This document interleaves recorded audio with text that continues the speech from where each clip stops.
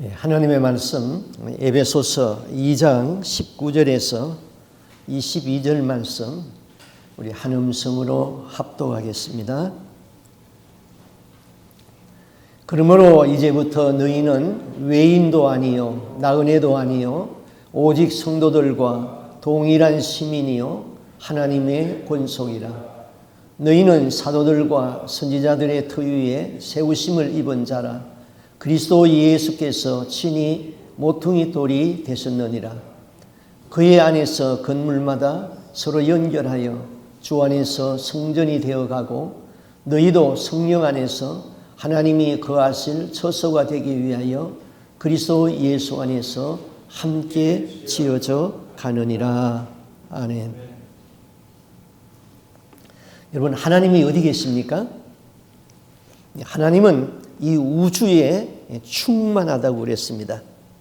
그런데 그 하나님이 구약시대에는 지성소 6평밖에 되지 아니하는 조그만한 방 안에 들어오시겠다고 약속했습니다. 그리고 거기서 우리를 만나 주시겠다고 했습니다.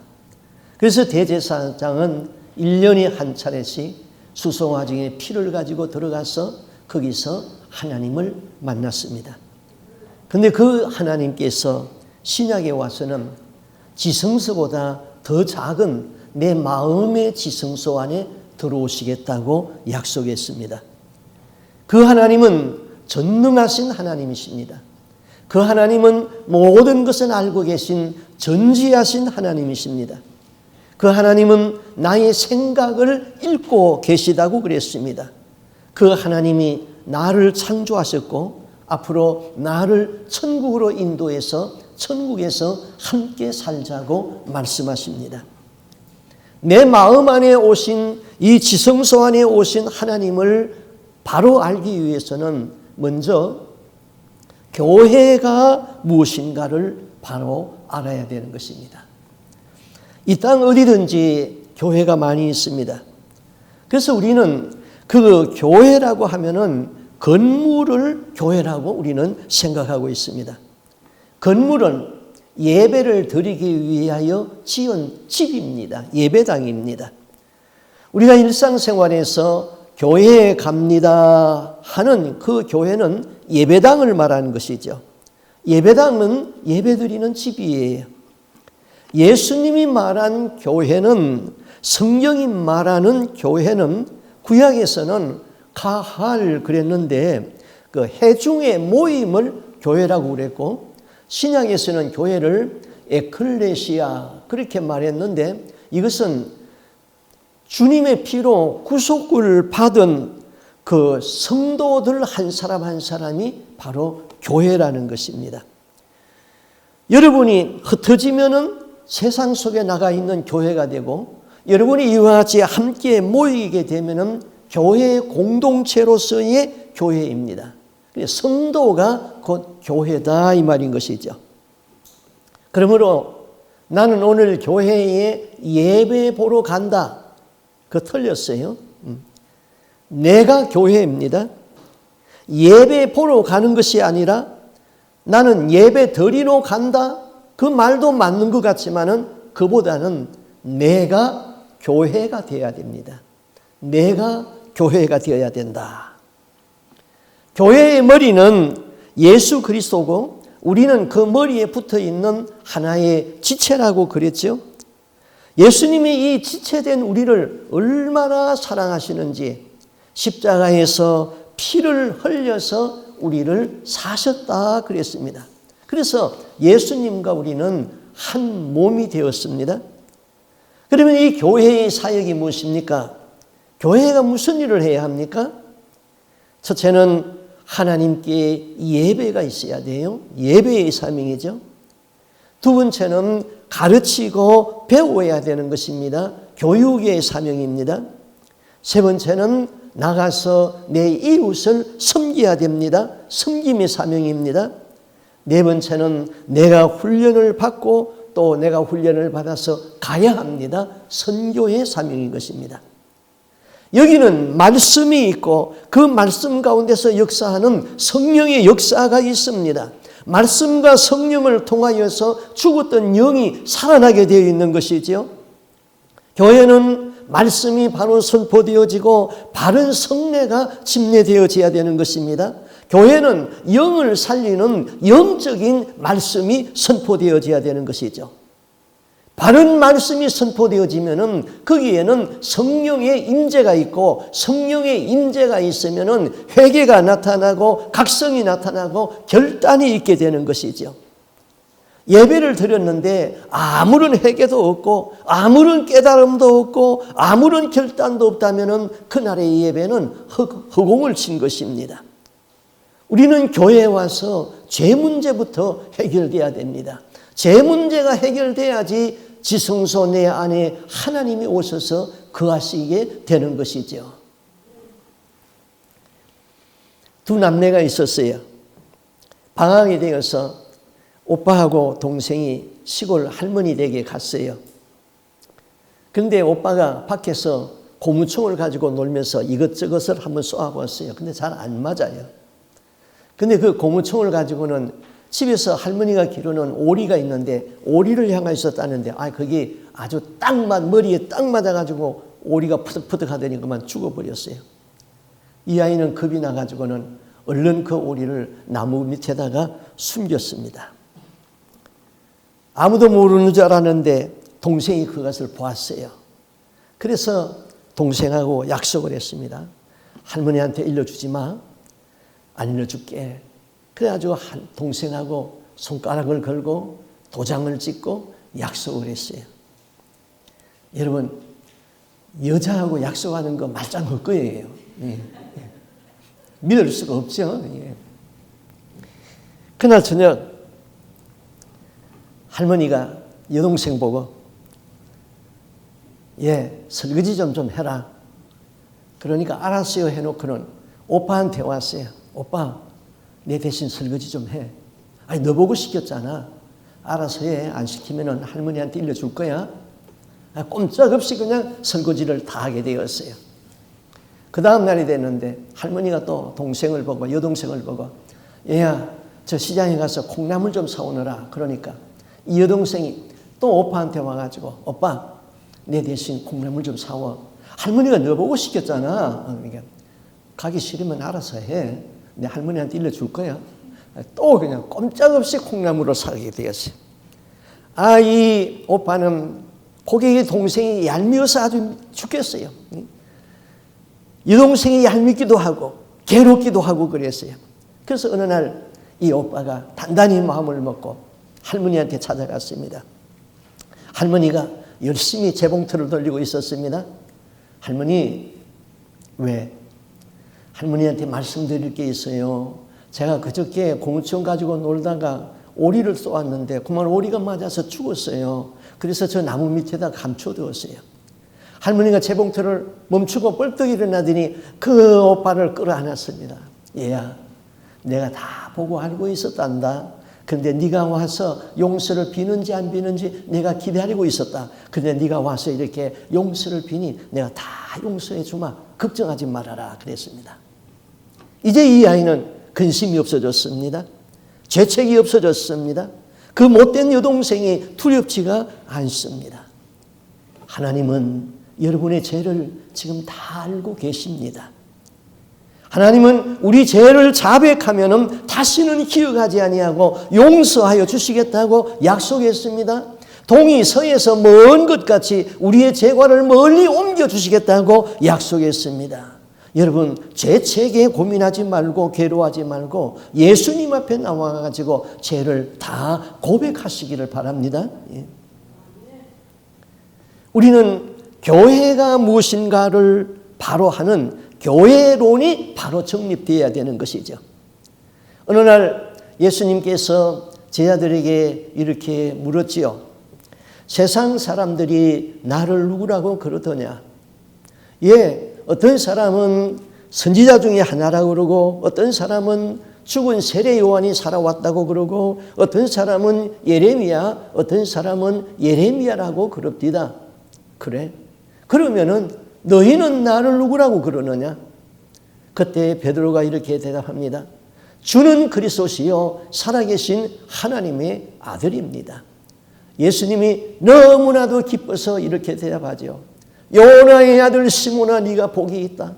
이를 너에게 알게 한 것은 하나님 아버지가 너에게 알게 해 주었다. 너는 베드로라. 이 반석 위에 내 교회를 세우리니 음부의 권세가 이기지 못하리라. 내가 너에게 천국 열쇠를 주리라 그랬습니다.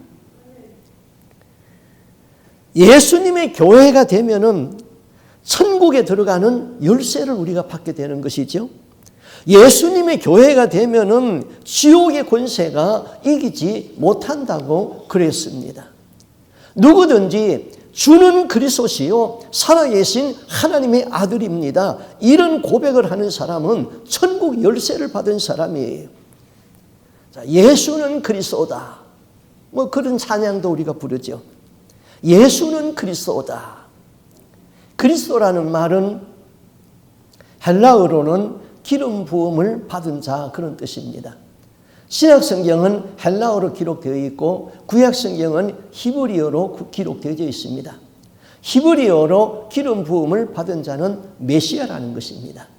메시아나 그리스도는 다 기름 부음을 받은 자 그런 뜻이죠. 그러면은 기름 부음을 누가 받았습니까? 구약 시대에 선지자와 제사장과 왕이 임직할 적에 기름 부음을 받았습니다. 우리가 하나님을 만나는 방법은 두 가지가 있다고 그랬죠. 먼저 하나님 편에서 인간에게 찾아오실 적에 하나님께서는 선지자의 입에다가 말씀을 주었습니다. 그래서 선지자가 하나님의 입을 대언해서 말씀을 선포했죠. 그 다음 인간 편에서 하나님에게 갈 적에는 제사장이 필요했습니다. 내가 죄를 지었습니다. 죄 용서함을 받아야 됩니다. 그러면은 제물을 가지고 제사장에게 가가지고 내 대신 짐승에게 제물에게 죄를 전가시키고 죄 용서함을 받고 하나님을 만났습니다. 그것이 바로 제사장과 선지자인 것입니다. 그 다음에 왕은 다스리는 자이지요. 예수는 나를 다스리는 왕이십니다. 예수는 만왕의 왕이십니다. 천국의 왕입니다. 자, 예수는 나의 죄를 담당하고 십자가로 나가셨습니다. 내 모든 죄를 다 담당한 제사장이었습니다. 예수는 하나님의 말씀을 이 땅에 와서 그대로 전했습니다. 예수는 선지자입니다. 예수는 내 마음에 오셔서 자중하시고 나를 다스리시고 나를 통치하시기를 원하십니다. 예수는 나의 왕이십니다.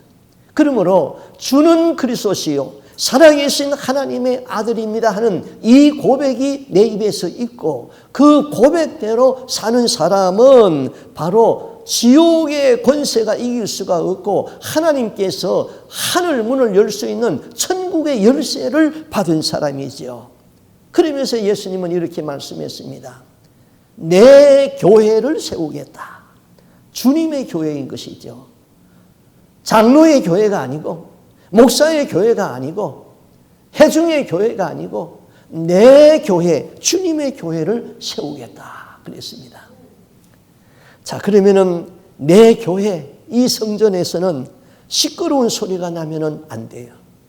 절대로 시끄러운 소리가 나면 안 되죠. 우리 성경 한 절 보겠습니다. 열왕기상 6장 7절 같이 한번 읽어보겠습니다.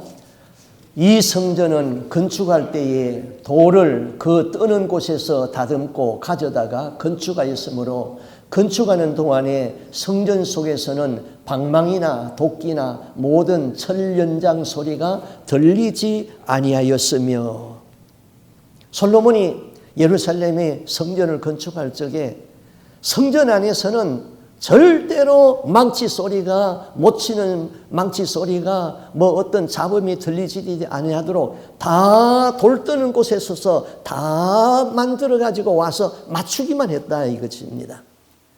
저 성전에서 철 연장 소리가 나지 않도록 해라. 교회 안에서는 논쟁이나 싸움꾼의 소리가 있으면 안 되는 것입니다. 교회 안에서 큰 소리 치는 자, 그런 사람은 성령이 충만하든지 아니면은 악령에 붙들린 사람인데, 여러분 성령 충만해가지고 큰 소리 치는 사람 봤습니까? 그 사람은 어둠의 영에 붙들려 있는 사람입니다. 더 노골적으로 말하면은 그 안에 귀신이 들어갔기 때문에 그런 것이죠.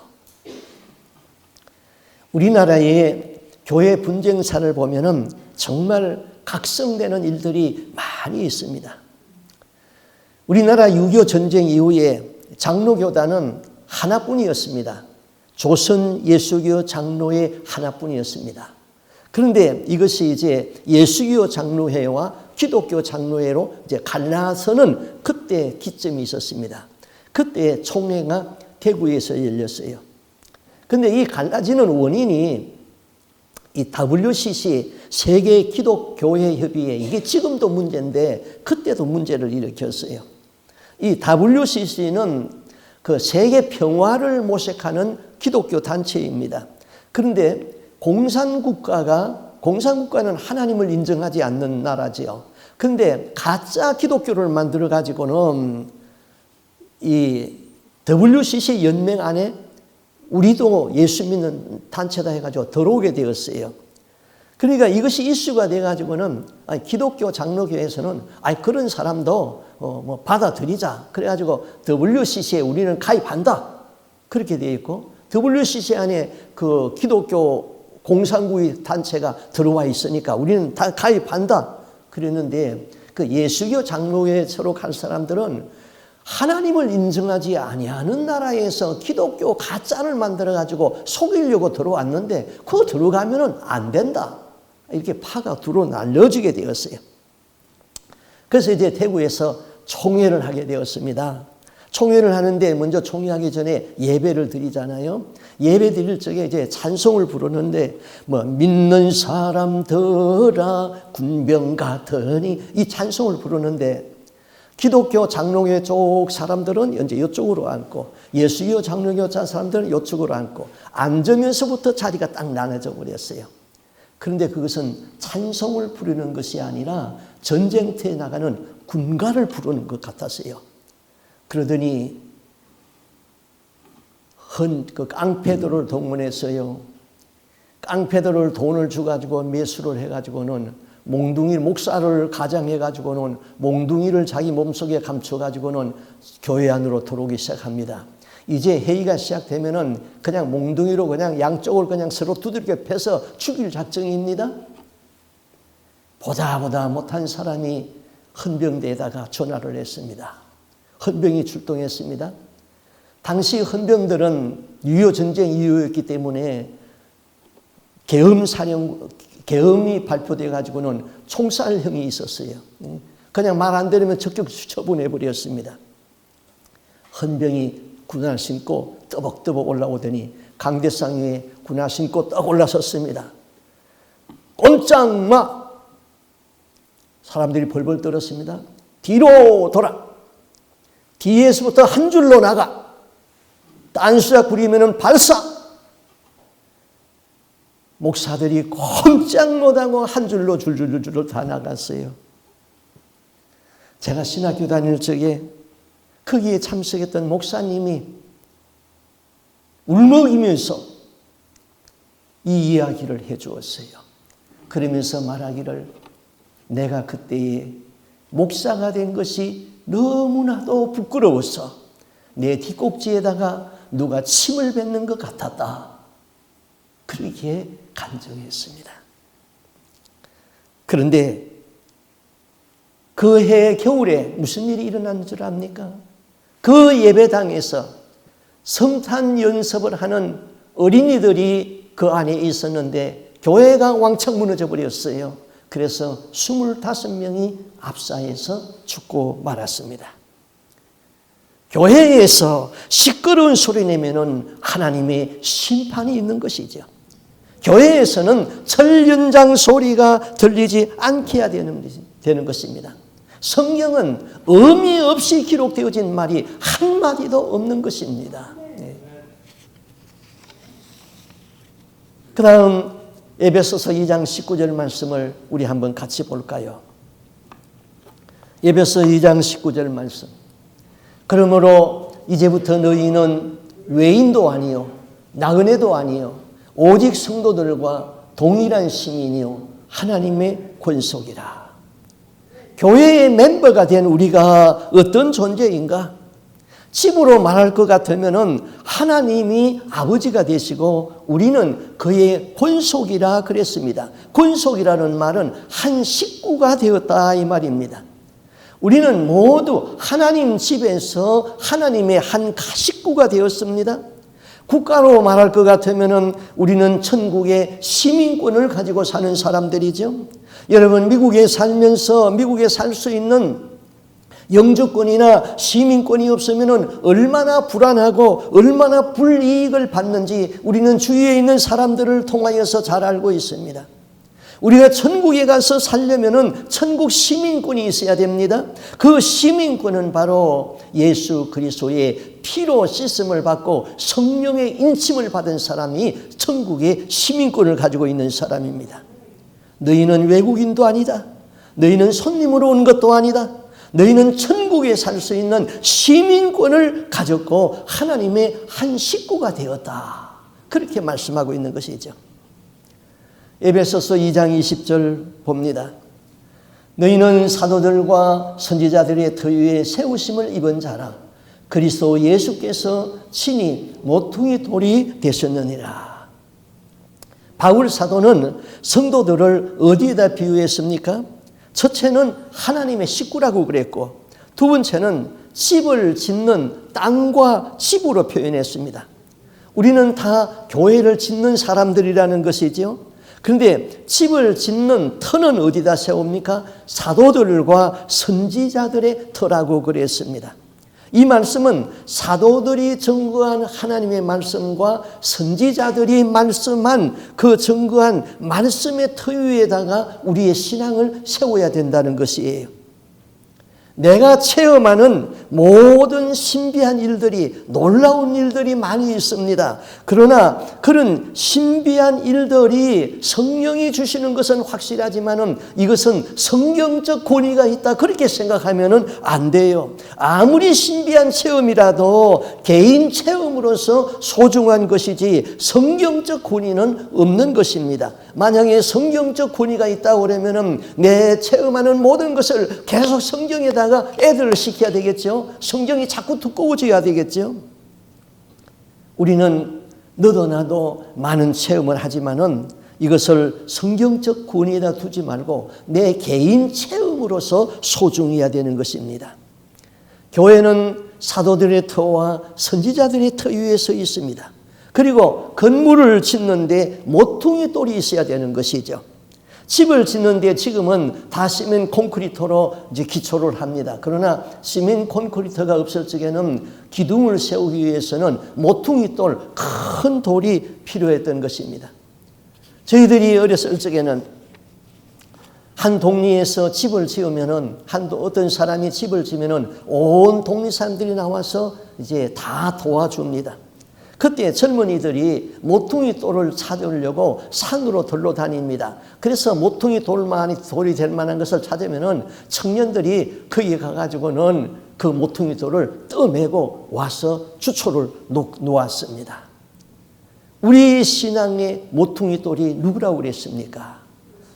너희는 사도들과 선지자들의 터 위에 세우심을 입은 자라. 그리스도 예수께서 친히 모퉁이 돌이 되셨느니라.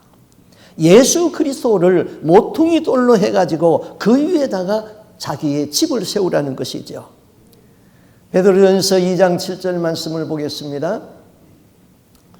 그러므로 믿는 너희에게는 보배이나 믿지 아니하는 자에게는 건축자들의 버린 그 돌이 모퉁이의 머릿돌이 되고, 건축하는 사람은 모퉁이의 머릿돌이 요긴한 돌입니다. 그런데 예수가 요긴한 모퉁이 돌이 되었는데 믿지 아니하는 사람들은 그거는 필요 없다고 버렸답니다. 그런데 우리는 그 예수가 보배인 것입니다. 그리고 우리는 그 모퉁이 돌을 기초로 해서 집을 세우는데 우리 모든 사람들은 기둥이 되기도 하고 그 다음에 벽돌이 되기도 하고 벽돌 한 장 한 장이 서로 연결되어 가가지고는 이제 집을 짓는데 그 벽돌 한 장이 시원찮다고 빠져버리면은 거기에 바람이 들어오고 많이 빠지게 되면은 집이 무너지게 되는 것이죠. 그래서 교회는 다양한 사람들이 모이게 됩니다. 우리 모두 다양한 성품의 사람들이 있죠. 여기에 있는 사람들 중에 한 사람도 나하고 성격이 똑같은 사람 하나도 없습니다. 다 다양합니다. 하나의 건물을 지어져 가는 데는 모든 벽돌들이 서로 연결해 가지고는 이제 집을 짓게 되어지요. 그런데 뭐라고 말했어요? 출애굽기 20장 25절 아주 중요한 말씀을 했습니다. 출애굽기 20장 25절 우리 한번 같이 읽어볼까요? 네가 내게 돌로 제단을 쌓거든 다듬은 돌로 쌓지 말라. 네가 정으로 그것을 쪼면 부정하게 됨이니라. 단을 쌓거든 이 말은 오늘날로 말하면 교회를 짓거든 그런 말과도 같습니다. 다듬은 돌을 사용하지 말아라. 자연석으로 하라는 것이에요. 이게 다 의미가 있는 말이죠. 성경의 한 말씀 한 말씀 다 함축성이 있고 의미가 있는 말이죠. 그런데 하나님의 교회는 돌을 다듬지 말고 정으로 그거를 다듬지 말아라. 네가 그거를 다듬으려고 정을 대는 순간 그 돌은 부정하여진다 그랬습니다. 교회는 다양한 사람들이 있는데 우리는 나와 맞지 않는다고 그 사람을 고치려고 들고 다듬어 들려고 합니다. 그러면 부정하여진다는 거예요.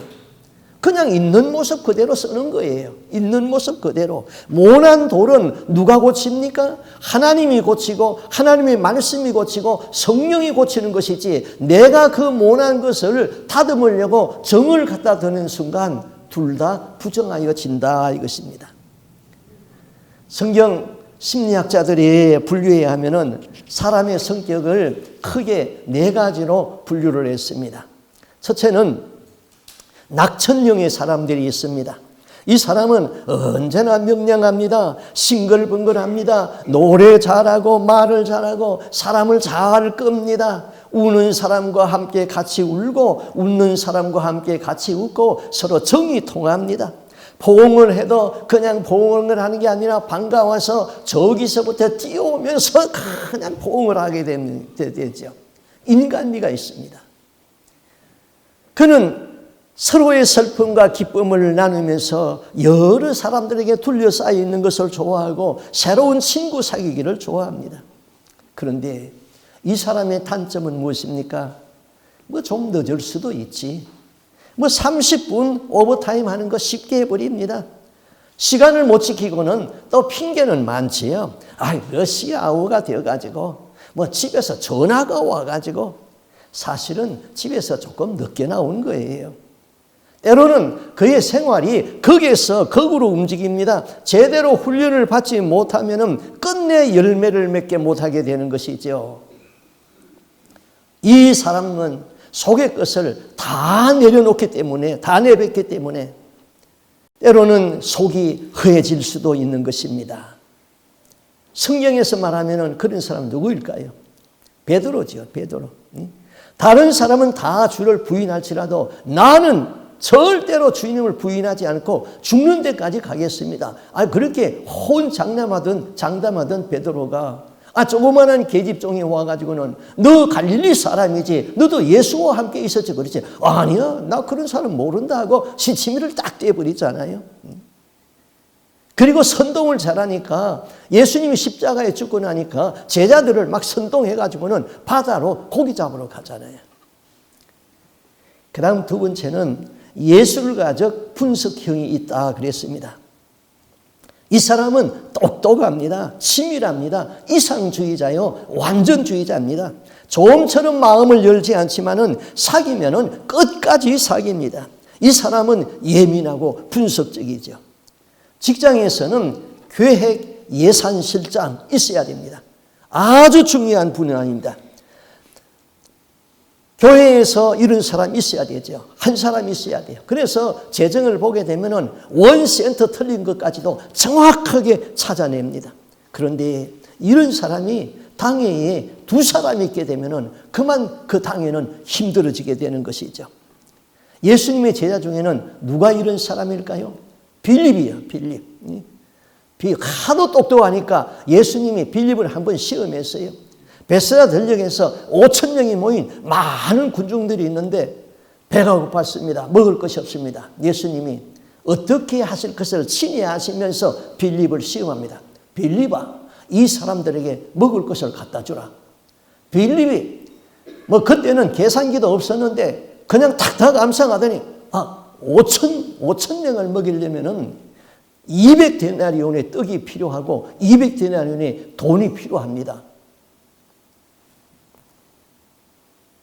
다 계산해 냈으면은 자기는 할 능력이 없죠.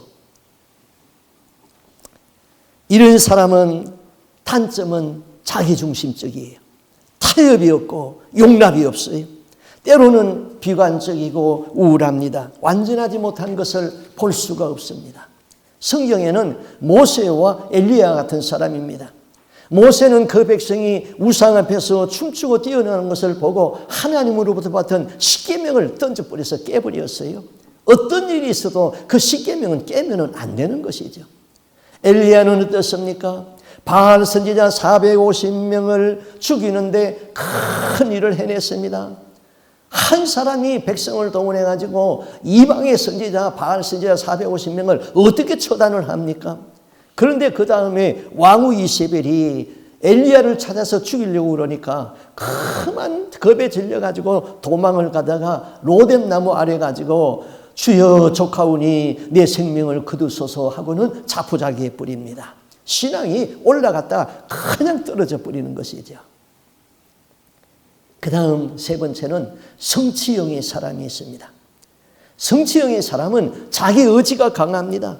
판단력이 있고 조직력이 있습니다. 독립적이고 투쟁적입니다. 줄기차게 밀고 나갑니다. 이런 사람은 야구 코치해야 됩니다.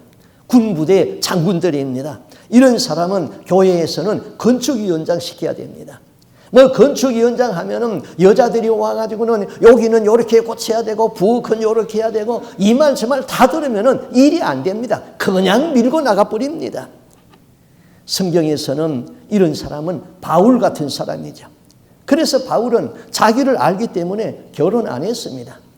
이런 사람은 가정은 깨지더라도 자기 사업은 일으켜야 되는 것이죠. 가정은 그냥 희생되는 거예요. 베드로가 예수님의 제자의 서열에서는 바울보다 훨씬 선배입니다. 그런데 바울이 베드로가 외식하는 것을 보았어요. 그 많은 사람 앞에서 당신이 외식했다고, 그래서 당신 때문에 유대인들이 외식하는 병에 걸려버렸잖아 하고 막 책망을 해버립니다. 그런가 하면은 바울은 예수를 핍박한 사람이잖아요. 그래서 이제 다메섹에서 예수님을 만나고 자기 고향에 돌아가가지고는 그냥 기도만 하면서 거기 고향에 처박혀 있는데 바나바라는 사람이 바울을 찾아갔어요. 찾아가서 우리 같이 일하자고. 우리 하나님의 일 함께 하자고. 그래서 바울을 데리고 와가지고는 이제 같이 일을 했습니다. 일이 막 어이싸 하고는 아주 잘 되고 부흥이 되어 나갔습니다. 그런데 마가 문제로 다투게 됩니다. 마가가 전도 여행을 갔다가 너무나 힘들어가지고는 그만 포기하고 중간에 돌아와 버리거든요. 바울이 돌아와가지고는 이제 선교 보고를 하는데 성령의 역사가 나타나고 굉장하니까 마가가 또 도전을 받았어요. 그래서 내가 이번에 갈 적에는 꼭 따라가야지. 그래가지고 가려고 그러는데 바나바는 마가가 자기 생질이에요. 그러니까 다시 데리고 가자. 그런데 바울은 그 멍청하고 그 어려서가지고 한 번 그 어려움을 못 참아가지고는 중간에 포기하고 온 사람 아니냐고. 그런 사람 데리고 가면은 또 실패한다고. 안 된다고. 마가 때문에 바울과 바나나가 싸움이 붙어버렸어요. 그래서 결국 고집을 서로 피우니까 해결 안 됐어. 바나바는 마가를 데리고 전도여행 가고 바울은 누가와 실라를 데리고 전도여행 간 것이 사도행전의 역사이잖아요. 그 다음 꾸준 영의 사람이시요. 이 사람 조용합니다. 차분합니다. 좀처럼 불이 붙지 않습니다. 처음에는 구경합니다. 그러나 한번 시작하면은 황소처럼 꾸준히 밀고 나갑니다. 보수적이고 화를 좀처럼 내지 않습니다. 이런 사람 때문에 교회가 안정이 되는 것이죠. 누가 말하면은 그냥 한 번씩 웃고 맙니다. 그래서 모든 사람이 저 사람 믿음직하다고 그럽니다. 그런데 단점이 있습니다. 태만합니다. 고집이 셉니다. 아무것도 아닌 것 가지고 자기 고집을 세웁니다. 이런 사람은 낙천형의 사람을 절대로 용납 안 합니다. 낙천형의 사람 인물하고는 성격이 안 맞는 것이죠. 자, 사람은 이렇게 다 다릅니다. 꼭 같은 사람 한 사람도 없어요. 성격이 다 다른데 어떻게 내 틀에다가 다 맞출 수 있습니까? 내 틀에다가 맞추려고 그러면은 내가 병들고 마는 것이죠. 성경은 다른 사람을 너보다 낮게 여기라, 나보다 낮게 여기라 그랬습니다. 그 사람의 것을 인정해주고 그 사람의 것을 훌륭하다고 칭찬해주면 되는 것이죠. 너 요거 못났다고 고치려고 하면은 정을 갖다 대는 순간 부정하여진다 이것이죠. 사람은 생긴 모습이 다르고 성격이 다릅니다. 나와 다르다고 틀린 것은 아닙니다. 다른 것은 다른 것으로 인정해 주면 되는 것이죠. 성령이 주시는 은사는 각 사람의 필요에 따라서 그 사람의 성격대로 주어지는 것입니다. 교회 공동체 안에서는 함께 일을 하다 보면은 때로는 충돌이 생길 수도 있죠. 다양한 은사들의 각기 다른 역할 때문에 그래요. 예를 들면은 예언의 은사를 가진 사람은 모든 일을 엄격하게 처리하려고 합니다. 문제가 발생하면은 이런 일이 반복되어서는 안 된다고 다짐하면서 다른 사람에게 주의를 주고 누군가가 일을 잘못하면은 비판하고 바로잡으려고 합니다. 그런데 위로의 은사를 또 있거든요. 위로의 은사를 받은 사람은 어떻게 합니까? 누군가가 한번 실수를 하면은 그래도 용납합니다. 기회를 주어야지. 그런 어리석음을 반복하지 않도록 하는 것은 그저 그를 품고 그를 격려해 주고 그를 용기를 주고 그래야 되는 것 아닙니까? 또 이렇게 다르지요. 자녀를 키울 적에도 아버지가 자녀를 때리면서 이놈아 하면은 야단을 치면은 어머니는 그를 품고 그를 이해하고 사랑으로 끌어안고 타이르는 것이죠. 교회 안에는 각 사람의 성격이 다른 사람이 모였는데 이 사람들이 한 공동체를 이룹니다. 그런데 저 사람의 버릇, 저 사람의 성격을 내가 고치겠다 하고 정을 갖다 대게 되면은 그만 부정하여진다 이것이죠. 누가 그러면 이런 사람을 고쳐냅니까? 말씀을 통하여서 성령이 고쳐내고 말씀이 고쳐내고 예수님이 고치는 것입니다. 우리는 사랑하고 그저 기도만 해주면 되는 것이죠. 교회는 규격품이 아닙니다. 다른 것들을 가지고 연합하는 것입니다. 모난 것을 다듬는 것은 예수님이 다듬는 거예요. 교회는 사도의 터 위에 선지자들의 터 위에 있습니다. 예수 그리스도가 모퉁이의 머릿돌이 되어서 그 위에 자기 집을 건축하게 되면 이 집은 반석 위에 세워지는 집이라고 그랬어요. 그곳 반석에서는 생수가 나게 되어 있죠.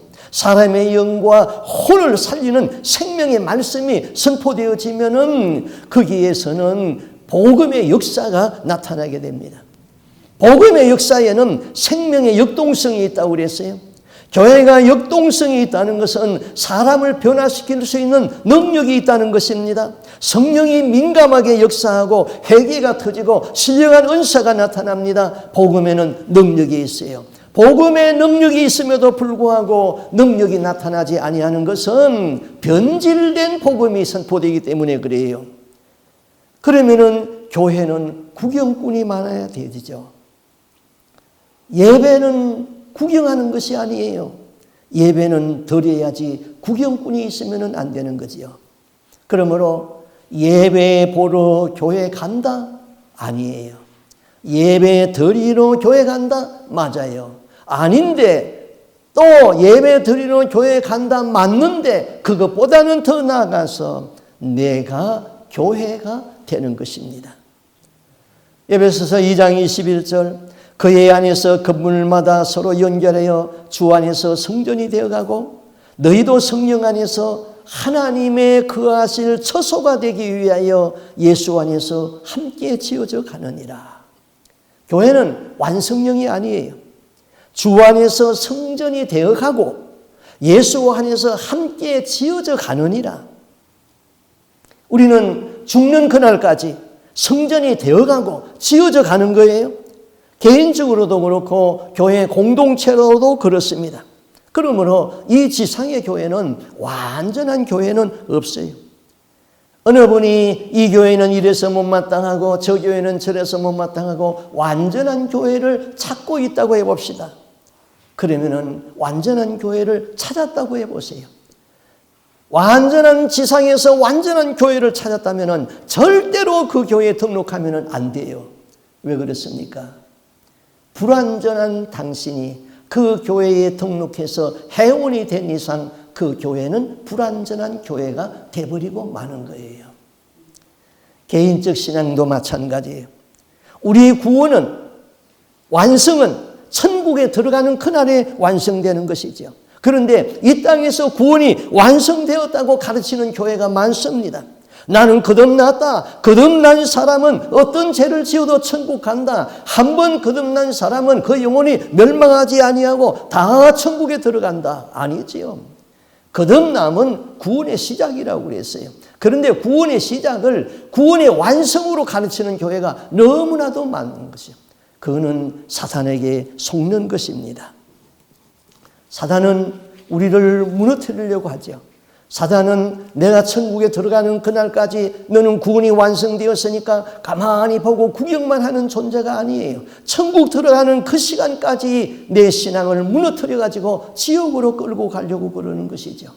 마치 항구를 떠난 배는 목적지 항구에 도착할 때까지 저 중간에서 어떤 암초에 걸릴는지 무슨 풍랑을 만들는지 모르는 거예요. 우리는 천국의 항구에 들어가기까지 사탄이 우리를 어떻게 시험하고 어떻게 무너뜨리는지 모르는 거예요. 그러므로 사도 바울은 두렵고 떨림으로 너희 구원을 이루어나가라 그랬습니다. 우리는 교회가 완성된 것이 아니라 주님 천국에 가는 날까지 항상 지어져 가는 교회인 것입니다. 이제 우리는 예수는 그리스도라는 신앙 고백이 있고 그 신앙 고백대로 살아야 되는 것이죠. 그러면은 주님이 하나님이 그 안에 오신다고 그랬어요. 여러분 안에 하나님이 오셨대요. 한번 옆에 사람을 보세요. 당신 안에 하나님이 계셔. 대단합니다. 하나님이 계셔. 그래서 나는 당신을 존경하고 당신을 사랑합니다. 그런 눈으로 바라보아야 되는 것이죠. 우리는 천국 시민권을 가졌다는 긍지를 가지고 사도와 선지자들의 터 위에 예수를 모퉁이 돌로 삼고 죽는 그날까지 우리의 집을 잘 지어져 가야 되는 것이죠. 내가 거룩한 성전이 되어서 내 성전된 내 안에 하나님이 오셔서 거할 수 있는 하나님의 사람들이 다 될 수 있기를 바랍니다. 아멘. 기도하겠습니다.